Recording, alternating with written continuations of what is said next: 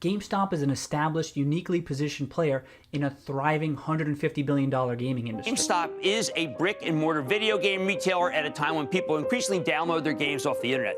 Can now actually get a fair shake since against the hedge funds. Robinhood, which is used by independent investors to buy and sell stock, banned its users from trading. Like many others in the industry, we have processes that respond to about restricting trading on some names. The statement out of Robinhood says our mission at Robinhood is to democratize. Robinhood forced the entire industry to drop commissions. This nonsense, all of this noise, all of this whining by Wall Street, it's making me sick. Outages, design failures, and most recently what appears to be a failure to properly account. These hedge fund guys, they've been manipulating the stock market in a very similar way. I'm just an individual whose investment in GameStop and posts on social media were based upon my own research and analysis. Turning point was when I saw yesterday the White House was commenting on this story. I can't imagine that I ever envisioned this happening. The year is 1609. A well-known Walloon investor and entrepreneur developed short selling to bet on falling stock prices of failing companies. Isaac Lemaire, a significant shareholder of the Dutch East India Company, develops a technique that would change the world of economics forever. Lemaire learns that ships are being lost at sea during their long transatlantic journeys. With that information, he predicted that the shares of the company would go down. He borrowed other people's stocks, sold it, and then bought their stocks back at a lower price to return the stock to them. By doing this, he was able to make money off the company's losses, creating short selling. Fast forward 200 years, a man named Cornelius Vanderbilt comes across an opportunity. He notices that the Harlem and Hudson railways are being undervalued because they are the only railways that lead into Manhattan Island. Wall Street bear investors were short selling the stock because they anticipated the railways to keep decreasing in value. Vanderbilt realized that if he were to keep buying these shares that were being short sold, he could increase the price of the stock drastically. This would cause those short selling the stock to owe more money back to the people who they borrowed the stock from. This forced them to buy more of that stock in hopes that they might try to reduce the amount of money owed. But by them buying more of the stock, it would then increase the value of the stock. This is known as the short squeeze.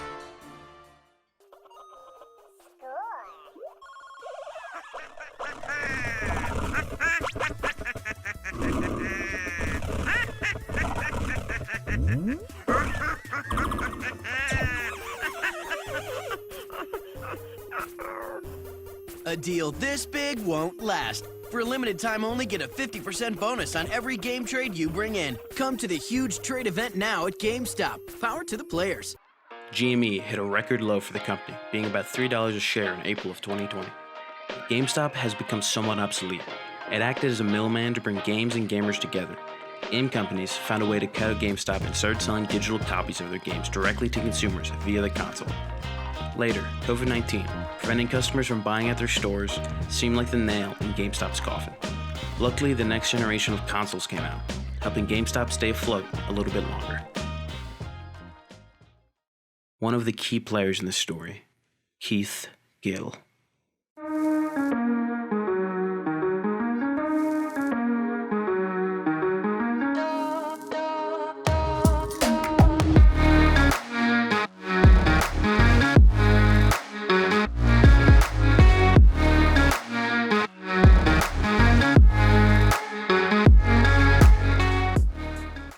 The GameStop thesis is super simple, but it's often misunderstood. Everyone classifies it as a cigar butt and then just moves on. But it's more than that. Yes, the legacy business is up against some very real secular risks, and the new consoles coming out this year might be the company's last hurrah. But this isn't some horse and buggy shit. GameStop is an established, uniquely positioned player in a thriving $150 billion gaming industry. And this is why GameStop is different. In July of 2020, Keith Gill made a YouTube video about the GME stock being shorted over 100%.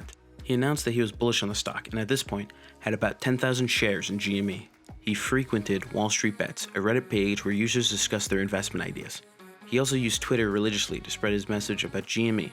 Gill often streamed on his YouTube channel Roaring Kitty, where he does lots of stock analysis. People thought it was insane to drop approximately $50,000 on a dying company. People refused to take his bet seriously until they saw GME rise.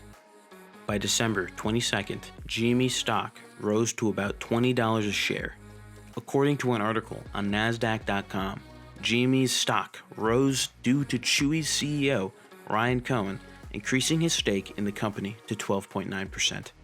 Gil went on to say this. GameStop's up about 5x from when I uploaded those videos over the summer, so that's great to see. When you have a thesis and by and large it unfolds as you hope that it could, that's nice. So it shouldn't be taken for granted. It doesn't always happen, so that's great. And yeah, it just to clear up some potential misconceptions, this was a true YOLO for me.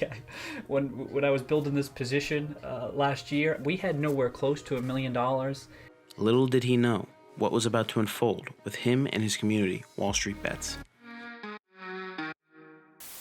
So everybody was trading this stock and shooting it through the roof, which was screwing over investors and making people mad. Yeah. So these big millionaire people had to put a stop to it. Yeah. So Robinhood cuts people off from using their app to trade, which is illegal. r/Wall Street Bets is a community of degenerates. These people have a dream to become millionaires overnight. They consistently share their winnings and sometimes their losses. It is a community for people who want to make money and to share their ideas and speculations. In December, their community had about 1.7 million users subscribed. One suggestion seemed to come up every day: GME. By January 5th, 2021, Gil had 50,000 shares of GME. Watching Gil invest egregious amounts of money gave them confidence. They wanted to be like him and make that kind of money. The beginning was about making money, but that changed quickly.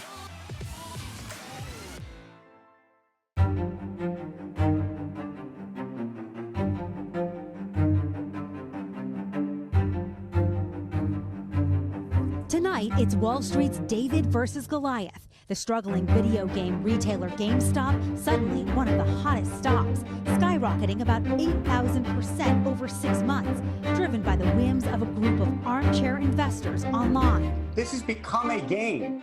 What are they trying to accomplish? Well, it started as an idea that they were going to demonstrate that they had more power than Wall Street. They had more power than the hedge funds. And it's become who is going to hold the bag last.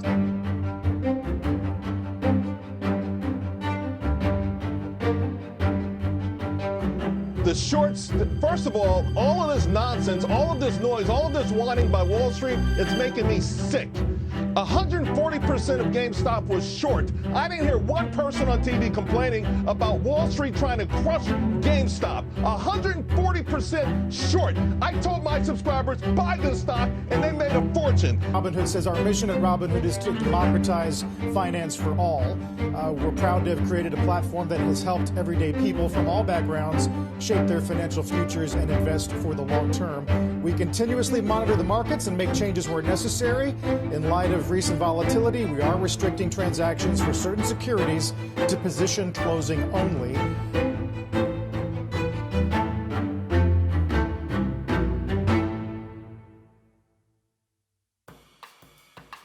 Early morning, Robinhood had put out a statement on Twitter. They had restricted people from purchasing any more shares of GME.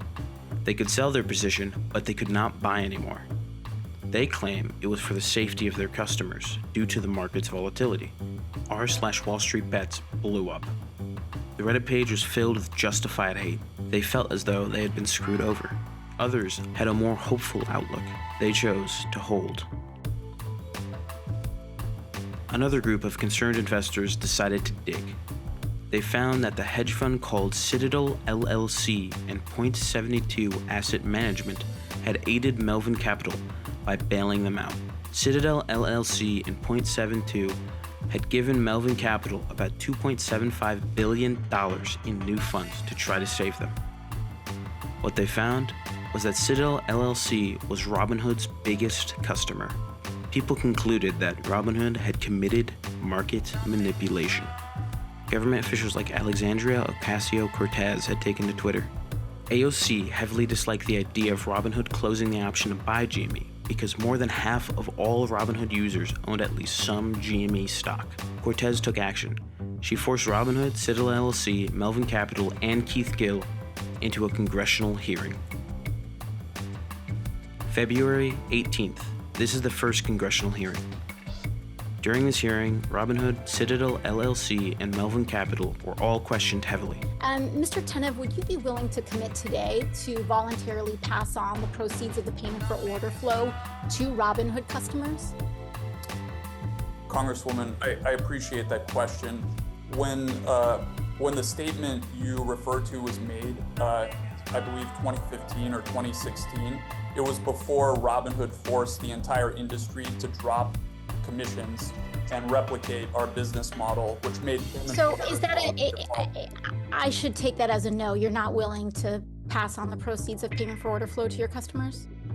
When the other brokers dropped payments. I'm just talking about today, right now. CEO of Robinhood, Vlad Tenev, dodges the questions. Representative Brad Sherman goes forward asking questions to Citadel LLC CEO Kenneth Griffin. So as I was trying to explain, because the Robinhood order comes from a community of traders who tend to trade in smaller size.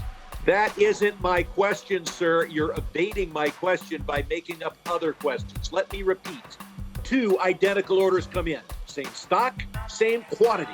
One's from Robinhood, one's from Fidelity. What happens? The outcome of this hearing is inconclusive. The hedge funds continuously dodge questions and waste everyone's time. Keith Gill is there because he had given out advice to buy GME. He said this during his testimony. A few things I am not. I am not a cat. I am not an institutional investor. Nor am I a hedge fund. I do not have clients, and I do not provide personalized investment advice for fees or commissions. I'm just an individual whose investment in GameStop and posts on social media were based upon my own research and analysis.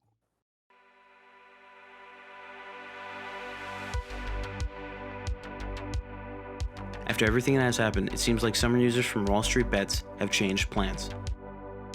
It's not about the money anymore, it is about revenge. A community of small-time investors coming together to take out the big bad hedge fund is a tale within itself. Melvin Capital had taken a 49% loss in the first quarter of 2021. If Robinhood hadn't stepped in, the damage would have been a lot worse. The story's outcome may not have been what anyone wanted, but it opened the door to something bigger. Wall Street Bets, Keith Gill, and every savvy investor started an uprising against the people who've been controlling this market forever. The reaction that Robinhood and the hedge funds had to the incident shows that Wall Street Bets and many others had succeeded at sticking it to the man. Wall Street Bets is the real Robinhood of this story.